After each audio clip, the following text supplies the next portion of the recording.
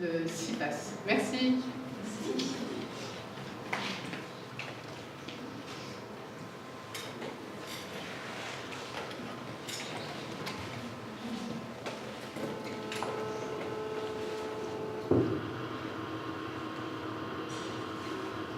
La performance artistique se situe au point d'articulation du corps et de l'image, révélatrice des liens complexes unissant le geste et ses représentations.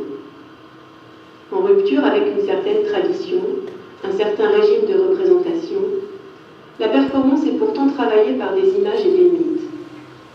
La question de la mémoire est inhérente à cette pratique, tant les corps produisent des images qui produisent à leur tour des affects agissant sur les corps. C'est ainsi que certaines images de performance emblématiques entrent en résonance avec des représentations phares de notre imaginaire collectif occidental. L'expérience par le corps, qui définit la performance, ne tient pas à sa seule présence réelle qui la rattacherait aux arts vivants. Car plus fondamentalement, la performance rend compte d'une expérience et fait vivre une expérience qui certes passe par le corps, mais délivre aussi un message sur le corps. Et cette expérience met au centre la place du corps au sens politique, de l'artiste comme du spectateur. Ce corps, que nous avons tout à la fois de plus personnel et de plus commun, se trouve révélé dans toute sa puissance identificatoire. Il apparaît porteur d'autre chose que ce qu'il est physiquement, corps psychique, corps social, surface de projection et d'inscription. Ce qui est en jeu dans la performance est bien l'impact des images du corps sur les corps et le passage d'un corps individuel à un corps collectif. La performance est ainsi inextricablement liée aux représentations du corps, et a fortiori lorsqu'elle n'est visible qu'au travers de ses traces photographiques ou vidéo. Ces traces rendent manifeste la mise en image des corps à l'œuvre dans la performance. Elles révèlent en outre ce qui se joue de construction de mythes dans l'art, avec la figure de l'artiste en premier lieu. C'est le paradoxe de la performance, que d'être en rupture avec l'image est totalement lié à elle, dans l'éphémère et dans l'archive, dans l'action et dans la fiction, dans la déconstruction de mythes et dans la construction de mythes. Ainsi, peut-on bien souvent y voir des réminiscences de figures archétypales, de mythes, figures de martyrs, figures mythologiques de la métamorphose, de l'hybridité, icônes porteuses d'un message collectif, métaphores de la création. En cela, la performance est une pratique fondamentalement questionnante, ouvrant à l'interprétation. Si l'on peut toujours discuter des débuts de la performance, la faisant remonter aux avant-gardes du XXe siècle, ou bien avant dans des formes proches du théâtre, voire dans des rituels ancestraux, on observe en tout cas un mouvement massif à partir des années 1960, où le corps, en lien avec divers mouvements de contestation sociale, devient le lieu d'un débat et un enjeu majeur. En introduisant le corps vivant dans l'œuvre, la performance bouscule les catégories disciplinaires de l'art et les règles habituelles de représentation. C'est aussi, pour de nombreux artistes de cette période, le moyen de mettre au jour la violence faite au corps dans la société. Cette insistance sur le corps et ses enjeux politiques ne va pas sans une réévaluation de la corporéité à l'œuvre dans l'art, comme de l'économie des corps sexués dans la création. La performance participe en ce sens de la remise en question des fondements implicites de l'art, excluant un certain nombre d'éléments de son champ, dont les femmes en tant que sujet auteur. Jusqu'au dernier tiers du XXe siècle, la figure de l'artiste est quasi exclusivement masculine. L'épanouissement de la performance est contemporain de l'arrivée sur la scène artistique d'un nombre croissant de femmes en lien avec le féminisme. Ce mouvement s'accompagne de la production d'écrits théoriques interrogeant la place des femmes et la répartition sexuée des rôles dans l'art. Il s'agit de déconstruire un schéma de domination et de mettre en évidence les enjeux idéologiques et les rapports de domination qui traversent l'art comme la société. Avec la performance s'engage une critique de la notion de génie sur laquelle se fonde globalement toute l'histoire de l'art occidental, faisant de l'artiste, majoritairement masculin, blanc et bourgeois, un être à part, déconnecté des préoccupations de la vie courante, des contingences. L'identité établie entre masculinité et créativité disparaît dispense de parler de l'art des hommes et donne à voir comme incompatible l'association entre féminité et création. Dans le contexte postmoderniste, qui est celui de la performance des années 1970, la notion d'universalité, comme la prétendue neutralité de l'art, est discutée. Il s'agit pour des artistes femmes de se réapproprier leur corps réifié dans une tradition de l'art très largement masculine. Car si les femmes sont quasi absentes de l'histoire de l'art en tant qu'artistes, le corps féminin et singulièrement le nu féminin se trouve être le grand sujet de la peinture, objet du regard et d'un désir conçu a priori uniquement comme masculin. Cette assimilation pure et simple de la femme à l'image, objet de consommation d'un regard défini comme phallique, a été particulièrement mise en évidence par la critique féministe. La performance correspond pour des artistes femmes à une affirmation en tant que sujet-auteur de leur propre corps. L'enjeu de cette démarche est de montrer son corps loin d'une idéalisation sclérosante, de revendiquer sa singularité, sa corporéité, sa sexuation, sa sexualité, contre un formalisme désincarné, prétendument asexué, universel, mais prenant en fait des valeurs masculines. La performance relève ainsi de l'affirmation de subjectivités diverses et contribue à une remise en question du modernisme.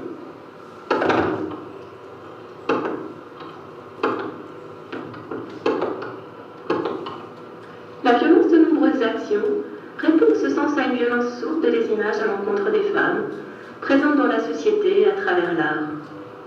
Créer avec son corps de femme devient le moyen d'affirmer un statut d'artiste différent et de mettre en critique une définition étroite de l'artiste et de l'art par un travail sur les images du corps véhiculées par l'art, mais aussi sur le mythe et les mythes qui accompagnent la création.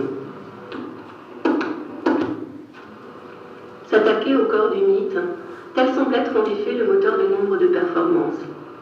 Cette démarche révèle en même temps ce que l'acte créateur réclame de performance, que ce soit par les attributs brandis, les procédés d'instauration utilisés ou encore les métamorphoses attendues. Cette réappropriation des mythes relatifs à la création contribue à mettre au jour l'ambivalence de l'acte créateur et le statut instable du génie créateur en perpétuel mouvement comme les mythes qui l'instaurent. Certaines performances, en dialoguant avec des représentations anciennes, soulignent combien l'art procède de l'actualisation de mythes, de la mise en scène de soi et de son rapport à l'autre à travers les représentations. L'acte créateur y apparaît foncièrement lié au corps sexué, même quand ce dernier fait l'objet d'un déni et que l'artiste se voit fantasmé comme immatériel ou asexué. En investissant le mythe du génie créateur, plutôt qu'en le contestant frontalement, ces performances manifestent la nécessité, mais aussi le danger, quand on refuse que l'émancipation soit synonyme de perte ou de renonciation, de prêter son corps au mythe. Cette position s'avère ambivalente, faite de déplacement, de résistance, mais aussi de paradoxe. Dans cette perspective, la métamorphose, avec le changement d'état, de statut ou d'identité qu'elle permet, apparaît propice à l'avènement d'une forme de combat avec les images, l'animalisation et la monstruosité devenant des armes à double tranchant. Métaphore de l'acte créateur, la métamorphose définit ce qui, dans l'art, exerce une force sur les corps, celui du spectateur comme celui de l'artiste, entre transformation et altération. Elle cristallise un enjeu majeur, celui d'un possible déplacement par l'art des identités. Intrinsèquement lié à l'art et au mythe, le pouvoir de métamorphose dit en creux la place centrale tenue par les corps, la sexuation et la sexualité dans la création. Avec pour modèle un Dieu créateur tout-puissant, pouvant prendre une apparence ou une autre, la création voit en quelque sorte dans la performance sa modalité d'expression originelle. Il ne semblerait pas étonnant que dans la formulation d'un geste créateur ou féminin, les artistes aient eu recours, consciemment ou non, à ces représentations structurantes d'un génie créateur polymorphe.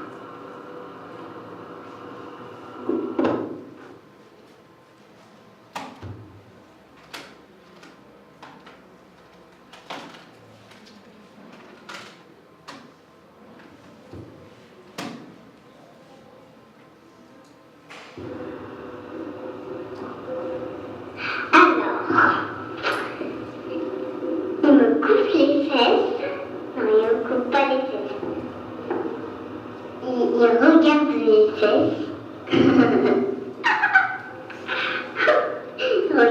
des ailes, le gilet, les fesses. Elle regarde mon nombril, mon ventre, mon nez, mes robes de nez. Il regarde aussi mes joues, non pas le corps de nez. Il regarde aussi mes joues, mes yeux. Il a l'intention de couper mes yeux. Et puis finalement, il va me manger. C'est le mignon petit loup. C'est le mignon bébé loup qui lâche mon glace. Et chez eux, c'est très accueillant. Et voilà.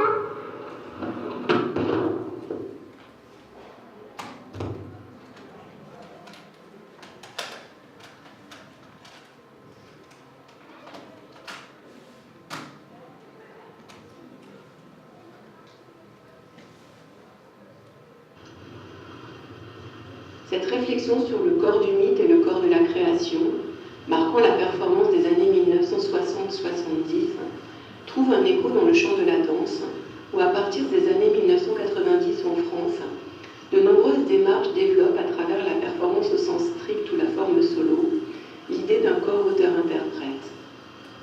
Il s'agit d'interroger le geste dansé, ses présupposés, son sens, et de tenter d'extraire le corps de ses habitudes, en élargissant en particulier le champ de la danse aux arts plastiques. Le corps étant dans la danse déjà outil d'expression, c'est la figure de l'interprète qui se voit bousculée. Si le déplacement opéré dans ce domaine est un peu différent de celui visible dans les arts plastiques, où l'introduction du corps marque déjà une rupture, l'enjeu demeure quant au passage d'un corps esthétique à un corps subjectif. Dans la danse, le corps peut être considéré comme un outil, instrument du danseur, instrument possible du chorégraphe, mais il est aussi et peut-être avant tout porteur d'histoire et de signification. La neutralité du corps existe-t-elle? Ne sommes-nous pas plutôt face à des fantasmes de neutralité auxquels le corps oppose toujours sa corporéité? Par définition polymorphe, à la fois enveloppe charnelle et sujet social, réel, fantasmé, imaginaire, physique, sexué, psychique, le corps est ce lieu d'impression, d'échange et d'expression, support privilégié de métamorphose, lieu d'un déplacement possible, vecteur d'identités multiples, conscientes et inconscientes. Cette affirmation d'un corps sujet singulier repose paradoxalement sur la mise en évidence des contraintes du corps, sur la mise en scène de corps objets, de corps immobiles, de corps sans qualité, avec des défauts. Le génie créateur est attaqué dans sa chair. S'attaquer au corps du mythe revient ici à s'attaquer au mythe du corps. Le mythe d'un corps maîtrisé, outil parfait de la création. Instrumentalisation et contre-performance deviennent le moyen D'exposer son corps au mythe. De faire corps avec le mythe pour mieux le questionner.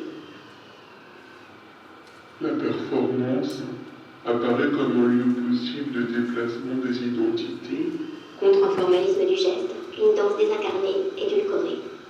Les féminités, des masculinités, des sexualités diverses sont affirmées Dans une perspective queer. S'engage ainsi une critique des normes, de la normalité, de la normalisation des corps dans la danse et dans la société, Pour une prise en compte de l'individu. Les gestes, plus ou moins dansés, sont avant tout des expressions du corps subjectif. le corps s'affirme et s'affiche en tant Auteur et singularité. Il y a dans ce mouvement conceptuel de la danse une critique du corps spectaculaire, Une réflexion sur la nature des corps à travers le geste dansé.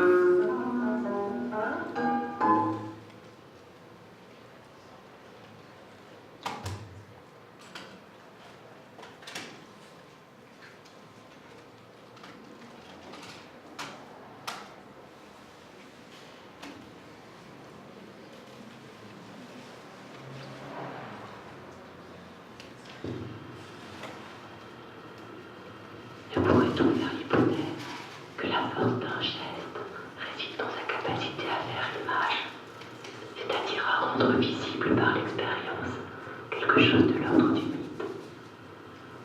Il n'est pas étonnant que les récits mythiques fassent la part belle aux métamorphoses du corps, car c'est bien à travers le corps que s'éprouvent tout à la fois la proximité et la différence, les frontières et les porosités. S'intéresser à l'expérience du geste revient à aborder la capacité du corps à interroger sa propre mémoire, et par là la mémoire de l'identité, à envisager l'empreinte des constructions identitaires sur les corps, ce par quoi le corps est profondément traversé. Cette manière de sonder la mémoire à travers le corps, la mémoire des corps, est certainement le moyen de résister à l'assignation, aux assignations. Si activer cette mémoire implique de mettre en mouvement les identités, de transmettre et de se rendre présent à soi-même et aux autres. Ce processus d'incorporation peut être particulièrement chargé de sens pour les artistes femmes, revient ni plus ni moins à subjectiver le mythe. L'expérience du geste, la performance d'autres, devient une manière de définir la vérité. Cette incarnation, au-delà de la forme de la technique, est peut-être bien ce que l'on cherche dans l'expérience du geste que procure exemplairement la performance. Et cette réappropriation de son propre corps par le geste renvoie à la condition de l'humain tendant vers sa liberté et à une nécessité, celle de l'interprétation. Pour que le corps, celui de chacun, de chacune, se construise comme sujet, vivant, sondant.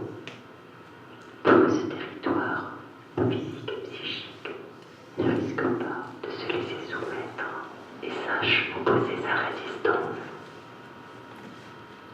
Je vous remercie.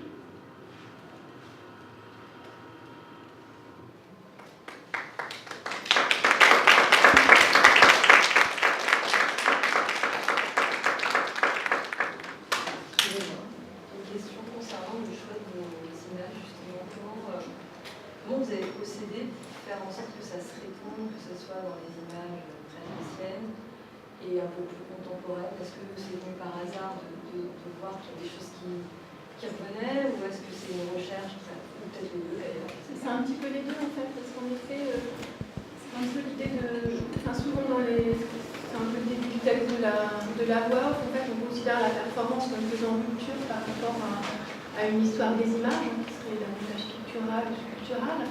Or, on fait la performance et on scène des corps, comme ces corps ont été mis en scène à travers la peinture et la sculpture, et donc il y a des dialogues possibles. Et c'est un peu mon approche de la performance, de montrer qu'effectivement ça fait rupture par l'introduction du corps vivant, mais en même temps la performance véhicule aussi des mythes, des images qui ça c'est mon approche, et donc je vais rechercher ces rapprochements-là qui peuvent être inconscients, c'est-à-dire que les hyperformeux, en l'occurrence, pas forcément décidé de travailler ou de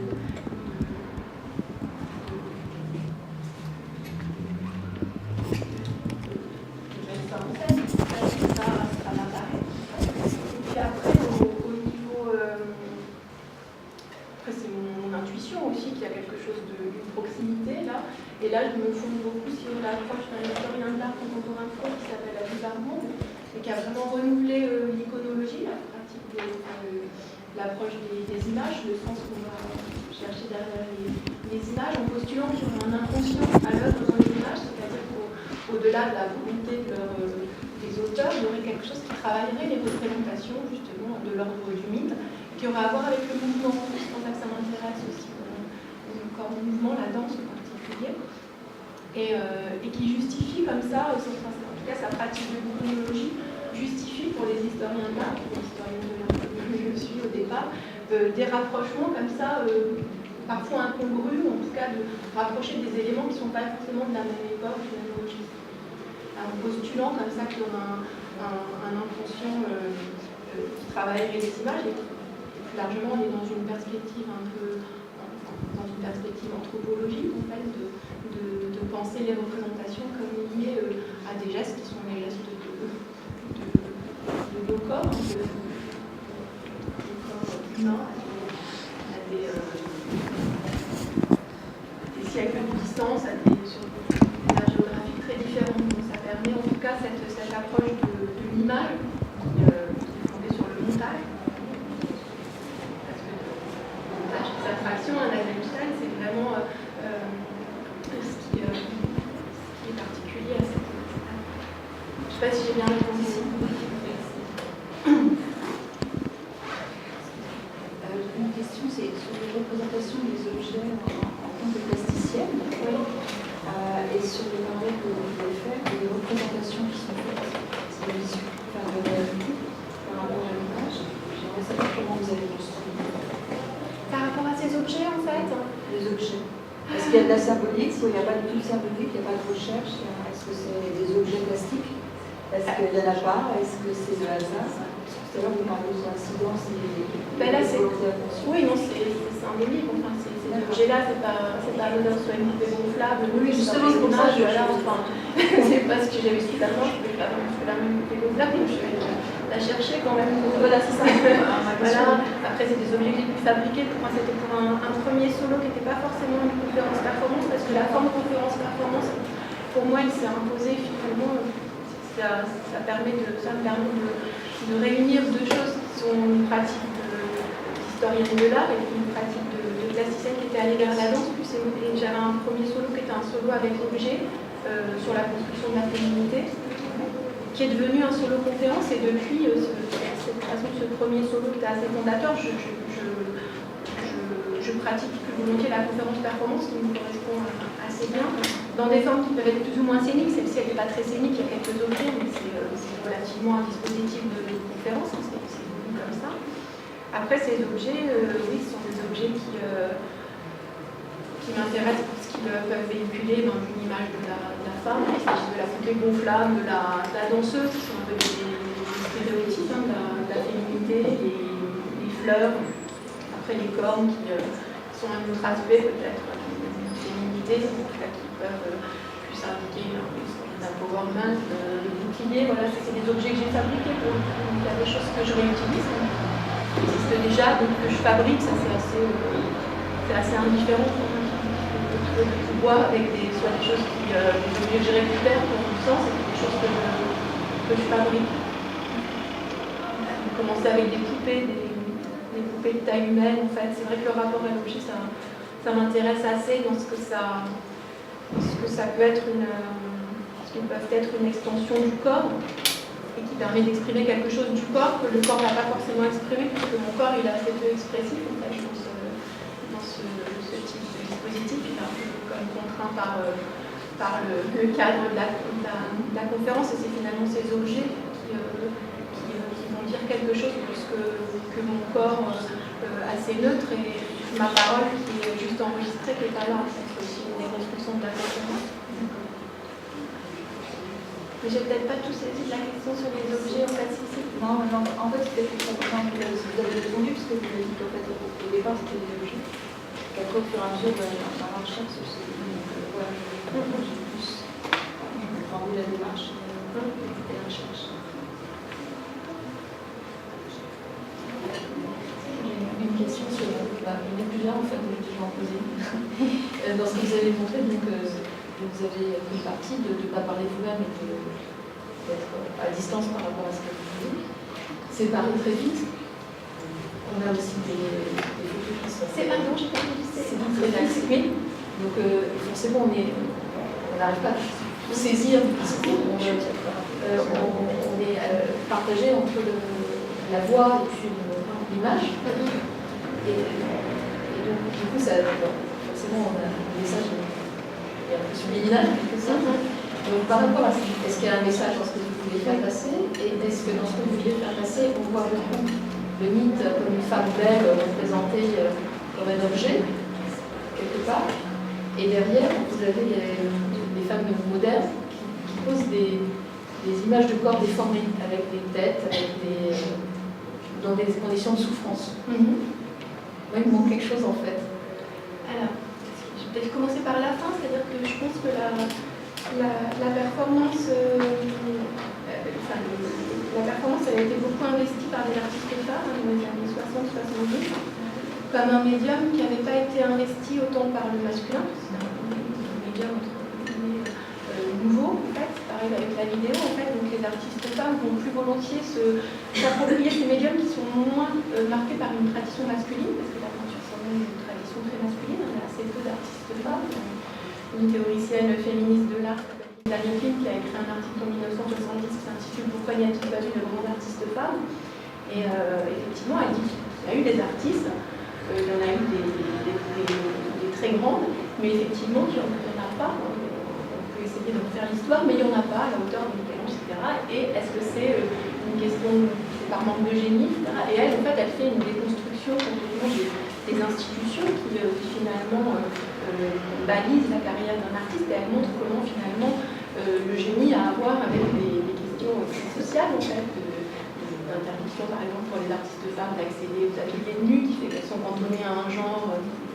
Voilà, en tout cas la tradition picturale est une tradition on peut dire masculine, largement dominée par le masculin, par un regard masculin, et tradition dans laquelle le corps féminin est le grand sujet de la peinture. Elle a qu'à aller dans les musées des Beaux-Arts pour voir bien le nu féminin est le grand sujet de cette peinture précisément. Donc, on a un corps féminin qui dans l'histoire de l'art et de la peinture en l'occurrence est vraiment réifié. Et du coup, il y a un enjeu pour les artistes femmes dans les années 60-70 à investir la performance parce qu'elles peuvent investir là un médium qui n'est pas autant marqué par une répartition sexuée des rôles entre l'artiste modèle ou l'artiste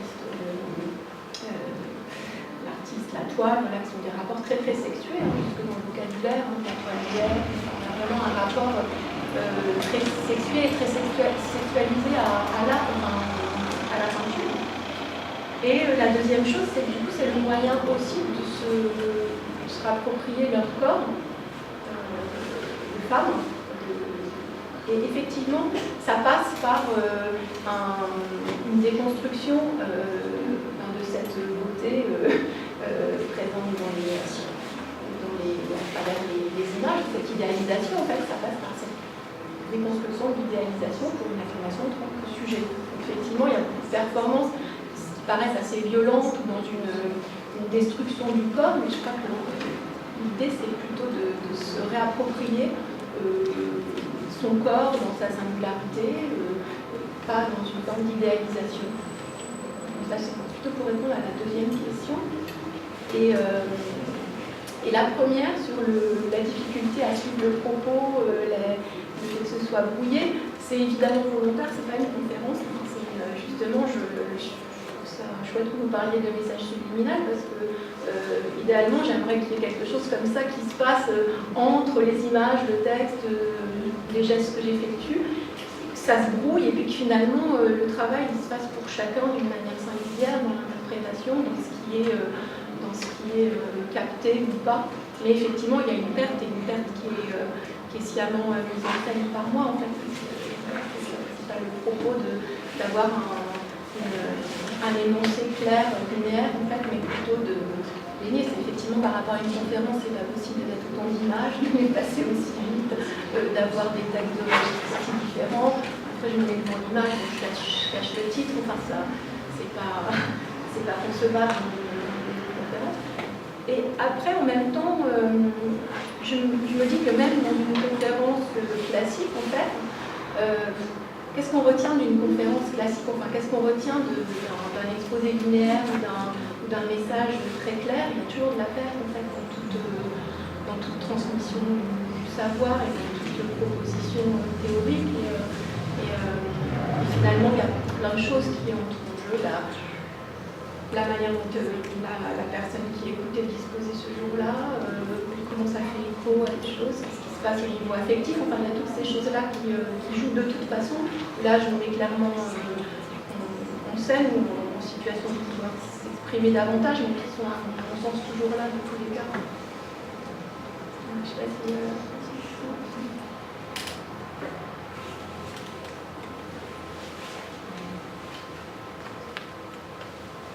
Et les petits mots, alors du coup, enfin les petites images distribuées, ça fait partie de la performance où il y a quelque chose. Ah oui, bien sûr.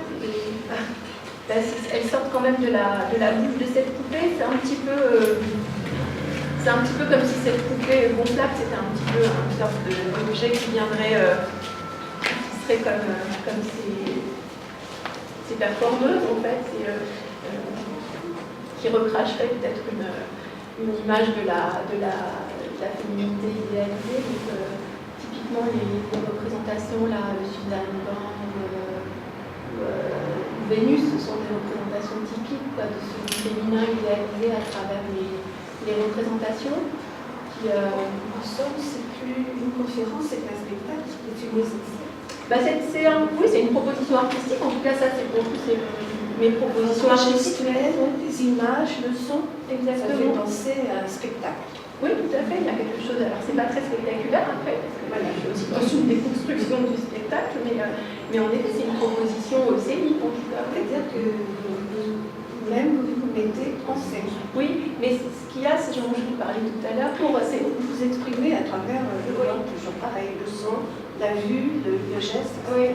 Mais alors ça, c'est parce que quand on fait une conférence aussi, on se met en scène. En fait, aussi, ça c'est pas perçu comme ça, mais c'est vrai que de se mettre à une table de manière très frontale face à un public, c'est une mise en scène. Moi, c'était d'ailleurs une mise en scène qui me posait assez problème. C'est un exercice que j'aime pas trop, en fait, quand je peux prendre la parole comme ça dans un échange, mais m'installer comme ça et faire une conférence, c'est une situation que je trouve compliquée et qui est très spectaculaire et qui... il y a peut-être des gens qui sont bons pour ça, moi c'est pas mon cas, donc il y a aussi une volonté de trouver une forme qui me convient mieux entre les deux aussi peut-être. Mais c'est vrai qu'il y a des théoriciens qui sont intéressés aussi à ça, de dire que derrière des dispositifs comme ça de prise de parole, il y a quelque chose de l'ordre d'un dispositif scénique en fait.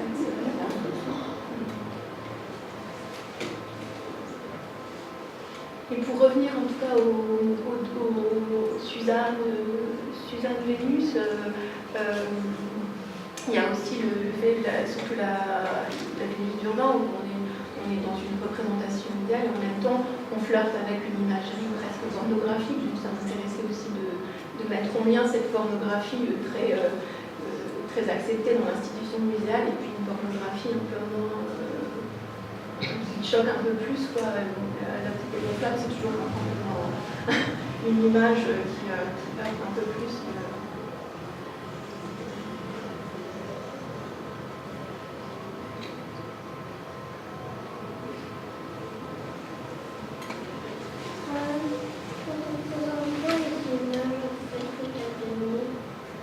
Les images que tu as données, tu as eu laquelle? Est-ce que tu as eu Suzanne qui est regardée par deux vieillards ou est-ce que tu as eu Vénus allongée? Vénus allongée. Vénus, c'est la déesse de la beauté. Donc justement, elle représente la beauté. Elle a été peinte par plein de peintres. Alors là, tu peux en trouver plein à travers l'histoire de l'art. Déclinée, plus ou moins aguicheuse. Alors la Vénus là que tu as eue, elle regarde un peu le spectateur avec un regard coquin. Un peu.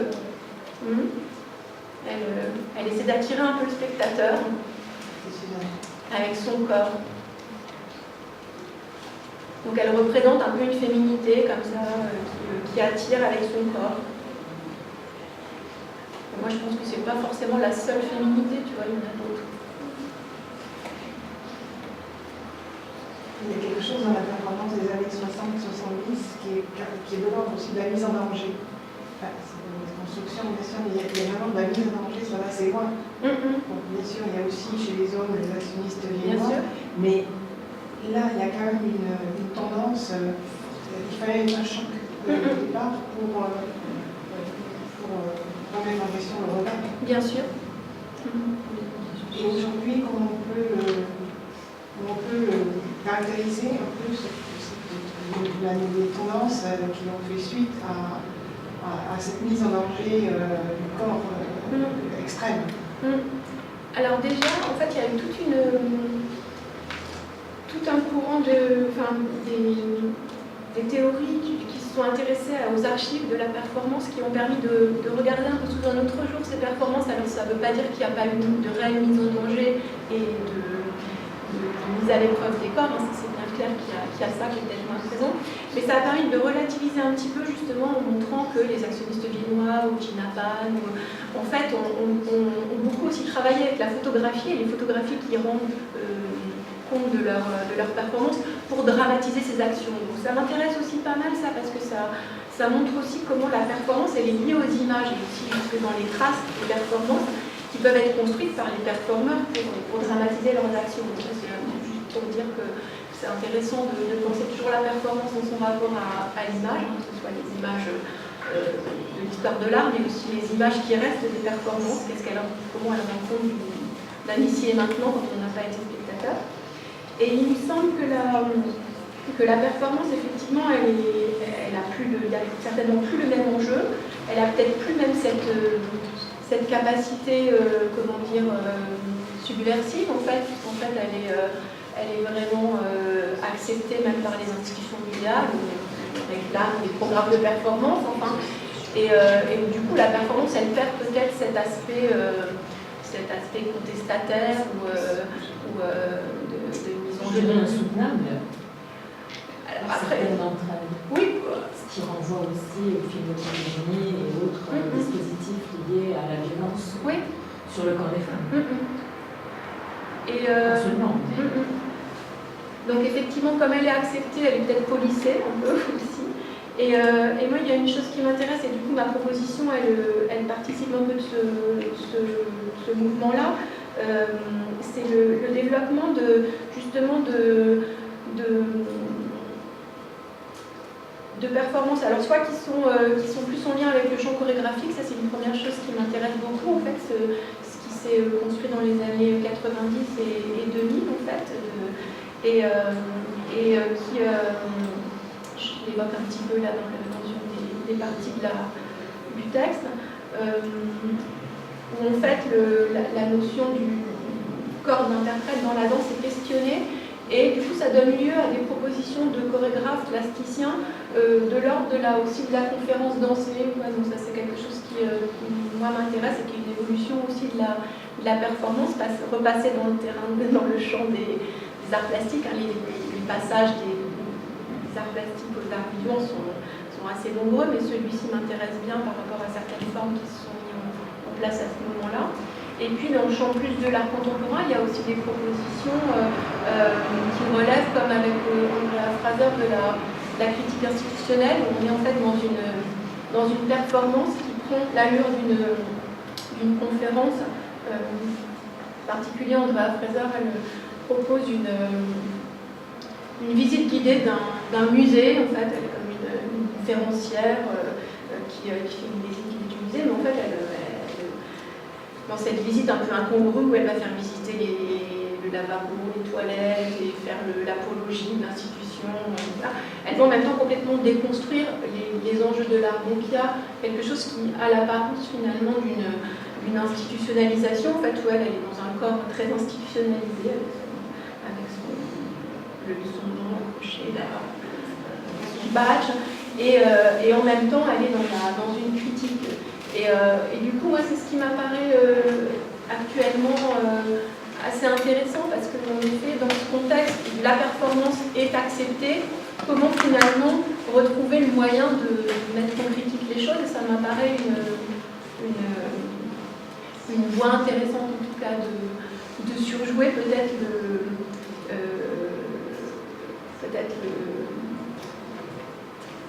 de surjouer une forme, et là en l'occurrence la conférence, pour la déplacer, un peu les choses. Après, je sais pas, moi, c'est de mon point de vue, hein, par rapport à ce qui m'intéresse, peut-être d'autres auraient une autre vision de ça, mais ça a été en tout cas théorisé par certains, de dire qu'on est plus dans une période de post-performance. En tout cas, voilà, on est aussi beaucoup dans travailler sur les performances historiques, les rejouer, il me semble qu'il y a un questionnement très actuel sur comment on se positionne vis-à-vis de la performance des années 60-70. Il y a la Ribotte qui, avec ses pièces distinguées, vend des morceaux de sa performance. Ouais. Complètement virtuelle, mais elle vend des morceaux de ta performance. Oui, et elle se Donc, vend sur le marché, Oui, oui, bien sûr. Évidemment, il y a une distance par rapport à ça, mais malgré tout, c'est une critique du marché de l'art aussi. Oui, c'est ça. Donc effectivement, elle vient du champ chorégraphique, c'est une chorégraphe plasticienne, et elle appelle ça ces pièces distinguées. En fait, elles se constituent en objet d'art, en fait, qui peut être acheté par des propriétaires distingués. En fait, donc il y a une sorte d'économie de l'objet d'art qu'elle applique sur elle, corps vivant, performant, dansant. Là, oui, effectivement, elle condense beaucoup de ces problématiques qui m'intéressent parce qu'elle se met en scène aussi avec son corps de femme nue et très réifiée d'ailleurs, parce que là, je ne sais pas celle-ci, mais il y en a une autre où elle est une chaîne ou un colis, enfin, elle se réifie, elle pousse ça jusqu'à l'absurde, et du coup, c'est une manière aussi de dépasser cette condition de simple objet, mais elle joue en tout cas avec cette image de la femme objet.